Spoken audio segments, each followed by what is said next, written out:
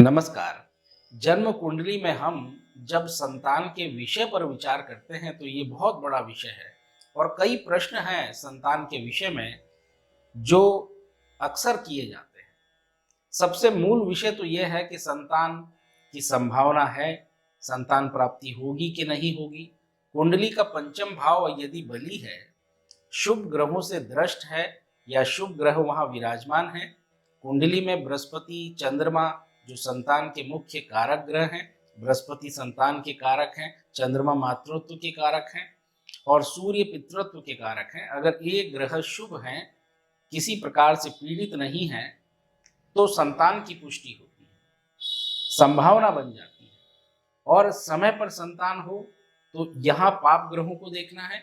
सूर्य, मंगल इत्यादि विलंब करते हैं संतानों में, कहीं कष्ट होते हैं। राहु, केतु, शनि इत्यादि कई बार जटिल समस्याएं पैदा कर देते हैं और हम संतान से सुख प्राप्त होगा या नहीं, तो इसके लिए हम कुंडली में वर्ग कुंडलियों पे जाते हैं, वहां सप्तांश यानी कि D7 चार्ट देखते हैं और वहां हमें क्या देखना है, D7 के लग्न व लग्नेश को देखो, क्या वो बली है, शुभ है।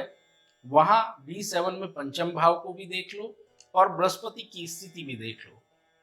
अगर सब कुछ कहीं ना कहीं शुभ होता है तो संतान से सौभाग्य में वृद्धि होगी, सेवा प्राप्त होगी, संतान से सुख मिलेगा।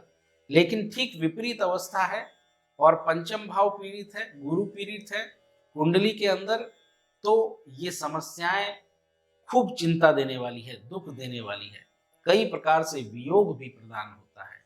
इन ग्रहों के कारण ही सब कुछ होगा। तो कुंडली में संतान का विचार कई तरह से किया जाता है। आप आजमा के देखें, कुंडली में D7 चार्ट में कुछ प्रमुख बिंदु जो हमने बताए हैं वो देखें, आपको बहुत अनोखी जानकारी प्राप्त